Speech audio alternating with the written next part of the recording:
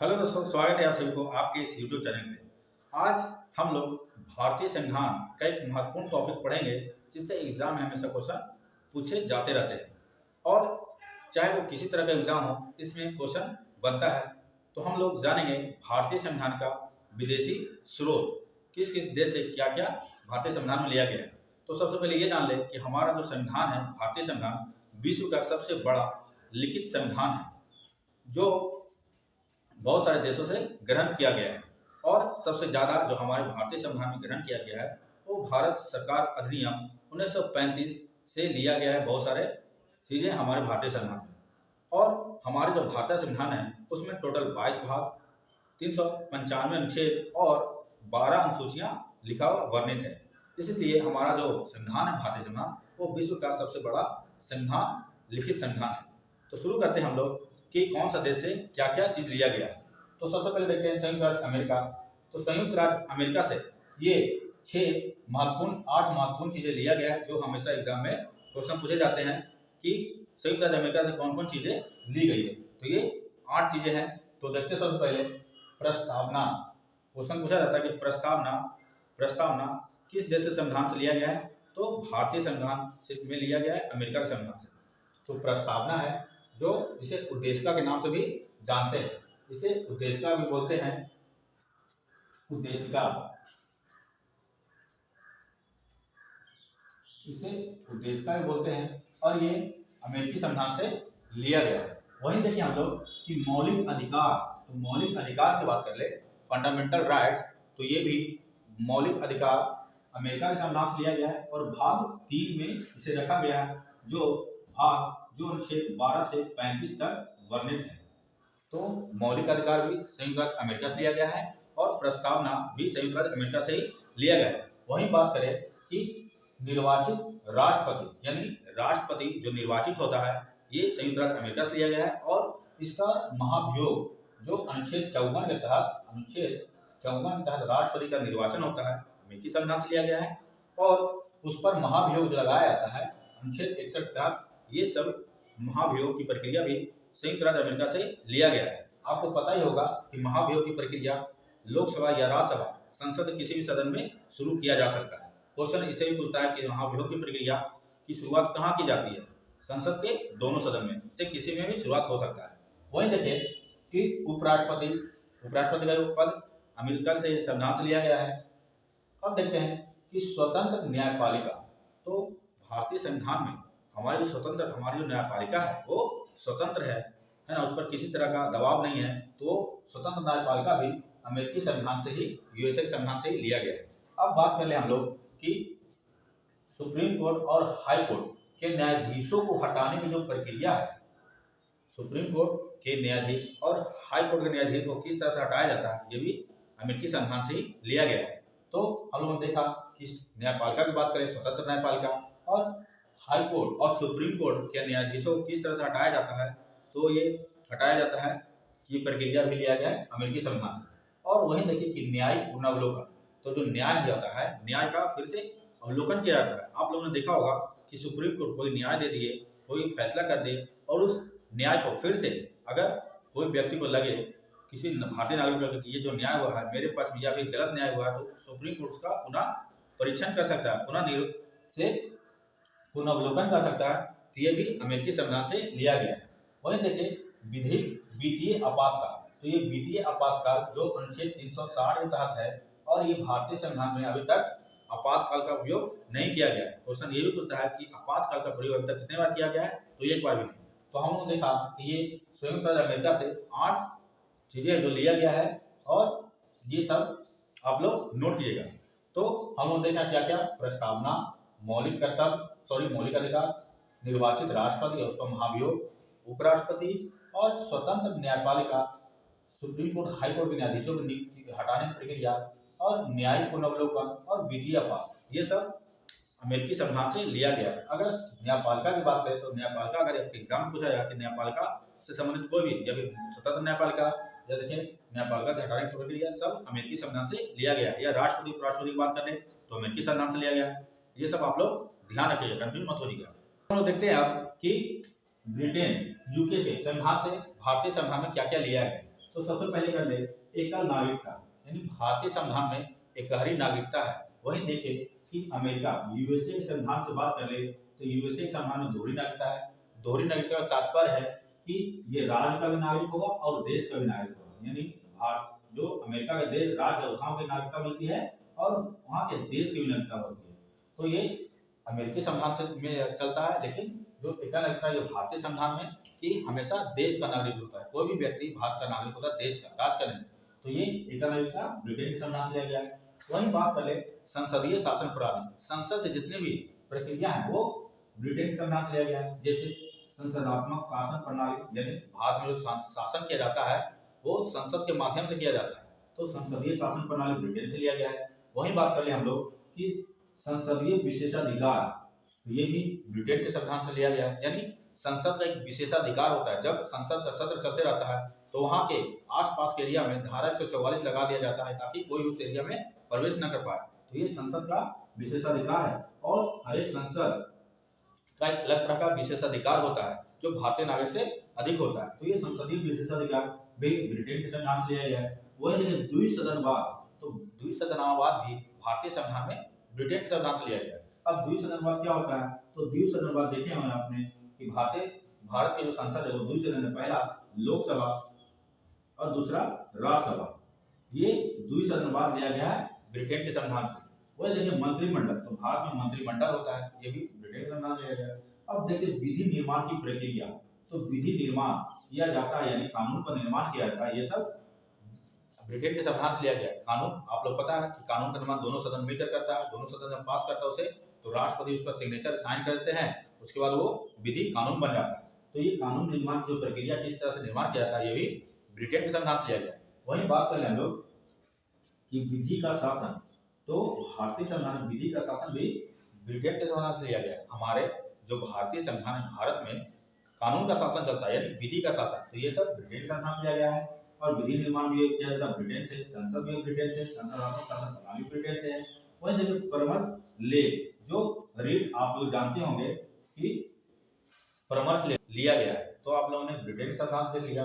अब देखते हैं कनाडा, तो कनाडा के संविधान से ये 5 चीजें ली गई है। तो सबसे पहले बात कर ले कनाडा, तो कनाडा के संविधान से लिया गया संघनात्मक विशेषता, जैसे भारत एक संघ है, राज्यों का संघ है, तो ये कहां से लिया गया कनाडा के संविधान। अब देखते हैं कि राज्यपाल की नियुक्ति विषय प्रक्रिया, अब राज्यपाल किस तरह से नियुक्त किए जाएंगे ये प्रक्रिया लिया गया है भारतीय संविधान में कनाडा से। ठीक है, राज्यपाल आप लोग याद रखिए, राज्यपाल नियुक्ति प्रक्रिया विषय प्रक्रिया कनाडा के संविधान से लिया गया है। अब देखते हैं अवशिष्ट शक्ति केंद्र के पास, जितनी भी अवशिष्ट शक्ति है जो भारतीय संविधान नहीं लिखा गया है, सारी अवशिष्ट शक्ति केंद्र के पास है। अवशिष्ट शक्ति की बात कर ले तो अवशिष्ट शक्ति किसे कहेंगे, तो जब भारतीय संविधान निर्माण हो रहा था, जब भारतीय संविधान निर्माण हो रहा था तो उस टाइम इस तरह के अभी का जो साइबर क्राइम आते हैं, एक मान ले साइबर क्राइम, स्पेस, ये सब जो चीजें हैं भारतीय संविधान में उस टाइम लिखित नहीं किया गया था। तो उस टाइम ये भी लिख दिया था कि जो अवशिष्ट शक्ति है, जो भी बाद में उत्पन्न शक्ति होंगी उस पर नियंत्रण करेगा केंद्र सरकार, तो अवशिष्ट शक्ति केंद्र सरकार के पास है। वही देखिए संघ एवं राज्यों के बीच विभाजन, शक्ति के विभाजन, हम लोग देखा कि भारतीय संविधान में राज्य भी है और संघ भी है, तो दोनों के बीच जो शक्तियों का विभाजन किस तरह से किया गया है ये कनाडा के संविधान से भी लिया गया है। तो शक्तियों का विभाजन देख लीजिए कनाडा के संविधान से। अब देखते हैं सर्वोच्च न्यायपालिका परामर्श, सर्वोच्च न्यायपालिका का परामर्श अनुच्छेद 143 में ये कनाडाई संविधान से लिया गया है। वही हम लोग देख लें कि परामर्श लेख ये भी ब्रिटेन के संविधान से लिया गया है और ये परामर्श देता है कौन, तो परामर्श देता है सर्वोच्च न्यायालय। अब देखते हैं हम लोग ऑस्ट्रेलियाई संविधान से, तो ऑस्ट्रेलियाई संविधान की बात कर ले तो यहाँ से भी ये 4-5 चीजें ली गई है, बहुत बार एग्जाम में पूछा भी गया है। तो देखते हैं पहले प्रस्तावना की भाषा, तो हमारा जो प्रस्तावना भाषा है वो कहाँ से लिया गया है, ऑस्ट्रेलिया संविधान से। वही बोले प्रस्तावना, प्रस्तावना कहाँ लिया गया है, तो प्रस्तावना है जो अमेरिकी संविधान से, यूएसए संविधान से लिया गया है। और प्रस्तावना की भाषा की बात कर ले तो वो ऑस्ट्रेलिया संविधान से लिया गया, जैसे हम भारत के लोग, ये प्रस्तावना की भाषा है, ये लिया गया है ऑस्ट्रेलिया के संविधान से। और सिर्फ प्रस्तावना यानी निर्देशिका की बात कर ले तो भी लिया गया है अमेरिकी संविधान से। वहीं देख ले समवर्ती सूची का प्रावधान, आप लोगों ने देखा होगा कि हमारे भारतीय संविधान में 3 तरह की सूचियां हैं जो अनुसूची 7 के अंतर्गत रखा हुआ है। राज सूची, संघ सूची और संवर्ती सूची।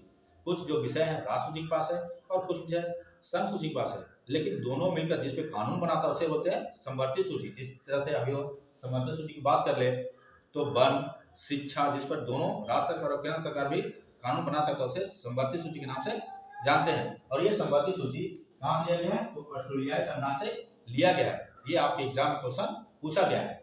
अब देखते हैं संयुक्त अधिवेशन। तो आप लोगों ने देखा कि जब भारत का संविधान यानी संसद में कोई भी बिल को लेकर दोनों लोकसभा और राज्यसभा में सहमति नहीं बन पाती, तो राष्ट्रपति अनुच्छेद 108 के तहत संयुक्त अधिवेशन का प्रावधान करता है और संयुक्त अधिवेशन बुलाता है राष्ट्रपति, लेकिन उसकी अध्यक्षता जो करता है वो लोकसभा का अध्यक्ष करेगा।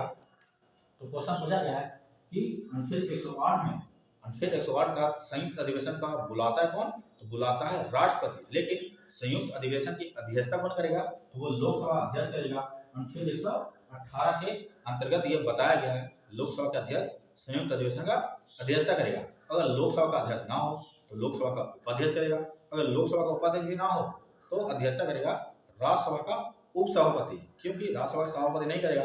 क्यों नहीं करेगा? क्योंकि राज्यसभा का सभापति होता है उपराष्ट्रपति, और उपराष्ट्रपति जो होता है वो राज्यसभा का निर्वाचित सदस्य नहीं होता, राज्यसभा का सदस्य नहीं होता, इसलिए सभापति इसका अध्यक्षता करेगा। बहुत बार एग्जाम में क्वेश्चन पूछा गया, इसलिए मैं आपको डिटेल से बता दिया। अब देखते हैं कि केंद्र और राज्यों के बीच शक्तियों का आवंटन। अब केंद्र और राज्य के बीच शक्तियों का आवंटन, केंद्र और राज्य की शक्तियों का आवंटन किया गया कि केंद्र किस तरह का शक्तियों का प्रयोग करेगा और राज्य अपने शक्तियों का प्रयोग करेगा किस तरह से, ये आवंटन ऑस्ट्रेलियाई संविधान से किया गया है। और लास्ट देते हैं 5 नंबर, तो व्यापार, वाणिज्य तथा समागम यानी व्यापार वाणिज्य एक राज्य से दूसरे राज्य में किया जाएगा, ये समागम ऑस्ट्रेलियाई संविधान से लिया गया है। अब हम लोग थोड़ा बात कर लें तो देखते हैं कि फ्रांस के संविधान को देख लें। तो फ्रांस के संविधान से जो लिया गया है वो मात्र 2 चीज लिया गया है फ्रांस के संविधान से। पहला है गणतंत्र, यानी भारत एक गणतंत्र देश है। गणतंत्र देश कहने का मतलब यहाँ के जो राष्ट्राध्यक्ष है, जो राष्ट्रपति, उनका चुनाव होता है, तो भारत एक गणतांत्रिक देश है। वही मौलिक शब्द। अब देखते हैं प्रस्तावना में स्वतंत्रता, समानता और बंधुत्व, ये सभी बातें भी लिया गया है कहाँ से? फ्रांस के संविधान से। आप लोगों ने प्रस्तावना पढ़ा होगा, उसमें आया होगा स्वतंत्रता, समानता और बंधुत्व, ये सब फ्रांस के संविधान से लिया गया है। अब देखते हैं कि आयरलैंड के संविधान से क्या क्या लिया गया है। तो आयरलैंड के संविधान की बात कर ले तो यहाँ से लिया गया है, बहुत इंपॉर्टेंट टॉपिक क्वेश्चन बनता है यहाँ के आयरलैंड के संविधान से, हमेशा पूछा जाता है कि राज्य के नीति निर्देशक तत्व ये कहाँ से लिया गया है? तो ये आयरलैंड के संविधान से लिया गया है। राज्य का नीति निर्देशक तत्व डीपीएस जिसे बोलते हैं, और ये अनुच्छेद 36 से 51 तक प्रावधान है राज्य के नीति निर्देशक तत्व का। वही देखें कि राष्ट्रपति का निर्वाचन मंडल की व्यवस्था, कि राष्ट्रपति का निर्वाचन मंडल में कौन कौन होता है, आप लोग बताइएगा कमेंट बॉक्स में कि राष्ट्रपति का निर्वाचन मंडल में कौन कौन होता है, यानी राष्ट्रपति का निर्वाचन किसके किसके द्वारा किया जाता है, कौन कौन। तो राष्ट्रपति का निर्वाचन मंडल आपको बता दें कि अनुच्छेद 55 के तहत ये लिया गया है आयरलैंड संविधान से, निर्वाचन मंडल। वहीं देखें कि राष्ट्रपति यानी निर्वाचित राष्ट्रपति की बात करें तो निर्वाचित जो राष्ट्रपति होता है वो अमेरिकी संविधान से लिया गया है। निर्वाचित राष्ट्रपति की बात करें अमेरिकी संविधान, और राष्ट्रपति के निर्वाचन मंडल की बात कर ले तो ये लिया गया है कहाँ से? आयरलैंड संविधान से। हम आप लोग बता दें राष्ट्रपति के निर्वाचन मंडल जो होता है वो लोकसभा, राज्यसभा और विधान सभाओं के निर्वाचित सदस्य, फिर से राज्यसभा, लोकसभा और विधानसभा यानी राज्य के जो विधानसभा है उनका निर्वाचित सदस्य, और साथ में केंद्र शासित प्रदेश 2 है दिल्ली और पांडिचेरी, यहाँ के भी निर्वाचित सदस्य भाग लेते हैं। ये भी क्वेश्चन पूछा गया है। तो राष्ट्रपति निर्वाचन मंडल व्यवस्था आयरलैंड संविधान से। वही देखें कि राज्यसभा में साहित्य, विज्ञान, कला इन सभी का मनोनयन आयरलैंड संविधान से लिया गया है। राज्यसभा में जो साहित्य, कला और विज्ञान का जो मनोनयन किया जाता है इस क्षेत्र में, उसका कहाँ किस संविधान से लिया गया है? तो आयरलैंड संविधान से लिया गया है। अब देखते हैं दक्षिण अफ्रीका। तो संविधान संशोधन की प्रक्रिया, भारतीय संविधान में दक्षिण अफ्रीका से क्या क्या लिया गया है? तो ये 2 बातें दक्षिण अफ्रीका से लिया गया है। पहला संविधान संशोधन, जो भारत में संविधान संशोधन किया जाता है अनुच्छेद 368 तहत, ये दक्षिण अफ्रीकी संविधान से लिया गया है। वहीं देखिए राज्यसभा में सदस्यों का निर्वाचन, राज्यसभा में सदस्यों का निर्वाचन, तो तो ये आपके संविधान में कहाँ से लिया गया है? तो ये संविधान में लिया गया है आपके दक्षिण अफ्रीका से। ये क्वेश्चन आपके एग्जाम में पूछा गया था, बिहार दरोगा के एग्जाम में। सभी लोग कंफ्यूजन में इसे आयरलैंड मार दिए, क्योंकि आयरलैंड में राष्ट्रसभा में साहित्य, कला, विज्ञान, समाज सेवा इत्यादि में मनोनयन राष्ट्रपति करते हैं। जो 12 सदस्य होते हैं वहीं से मनोनयन ले जाते हैं। लेकिन राज्यसभा सदस्यों का निर्वाचन किस तरह से होता है? राज्यसभा सदस्य का निर्वाचन ये दक्षिण अफ्रीका संविधान से आया गया है। इन दोनों में कंफ्यूजन कारण बहुत सारे लड़के गलत किए। तो आप लोग याद रखिएगा कि अगर निर्वाचन की बात करें, अगर राज्यसभा में निर्वाचन की बात करें तो ये दक्षिण अफ्रीका होगा, और मनोनयन की बात करें तो ये आयरलैंड होगा। अब देखते हैं कि 2-3 बातें और है जो हमारे भारतीय संविधान में लिया गया है। तो देखते हैं जापान। तो जापान से लिया गया विधि निर्माण की विधि द्वारा स्थापित प्रक्रिया। यार ध्यान रखिएगा, विधि द्वारा स्थापित प्रक्रिया ये जापानी संविधान से लिया गया है। वहीं देखते हैं कि विधि निर्माण, तो ये लिया गया है यूके के संविधान से। विधि निर्माण और विधि का शासन यूके के संविधान से, लेकिन विधि द्वारा स्थापित प्रक्रिया कहां से? जापान के संविधान से। अब देखते हैं जर्मनी से। तो जर्मनी से लिया गया है आपातकाल के दौरान राष्ट्रपति के मौलिक अधिकार की शक्ति। आपातकाल के दौरान राष्ट्रपति का जो मौलिक अधिकार है उसकी शक्ति लिया गया है जर्मनी के। और रूस के संविधान से बात कर ले तो रूस का संविधान से मौलिक कर्तव्य लिया गया है। मौलिक कर्तव्य जो 42वां संविधान संशोधन अधिनियम 1974 के द्वारा सरदार स्वर्ण सिंह समिति की अनुशंसा पर शामिल किया गया था। तो इस तरह से हम लोगों ने संविधान के स्रोत जो बहुत सारे किसी देश से संविधान लिया गया था, बहुत आसान तरीके से बहुत डिटेल में आप लोगों को समझाया। अगर आप लोगों को इस तरह का वीडियो अच्छा लगे तो वीडियो को आप लोग लाइक कीजिएगा, सब्सक्राइब कीजिएगा और अपने दोस्त के साथ शेयर कीजिएगा। इस तरह का महत्वपूर्ण एग्जाम रिलेटेड टॉपिक आपको हमेशा मेरे यूट्यूब चैनल पे मिलते रहेगा। तो हमारे इस यूट्यूब चैनल को फॉलो कीजिए, लाइक कीजिए और सब्सक्राइब कीजिए, हमेशा बने रहिए। तब तक के लिए धन्यवाद।